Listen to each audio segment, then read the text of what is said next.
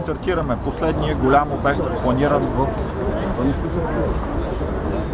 бюджета на община Пловдив, касаещ улична или пътна инфраструктура, а именно булевард Македония.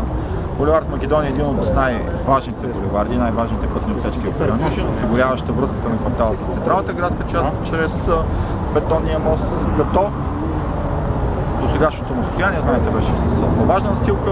Намерението на община Пловдив са през следващите години и това, което се виждаме и през този мандат, е голяма част от улиците, които са с интензивно движение, с засилен трафик и които са с по-важна настилка, да бъдат реконструирани и подменена настилката с асфалтова такава. Това се касае само за булеварди и улици, които поемат голям трафик и които не са в сърцето на града, не са в централната градска част, като улица Преслав, например, и улиците, които са в Капана и в централната зона.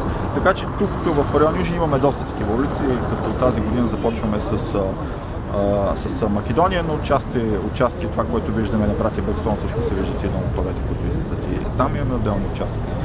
През следващата година надявам се, че ще продължим. В град Пловдив имаме няколко такива примера, които касаят Богомил, Петко Де Петков тази година, така че това е политика на община Пловдив.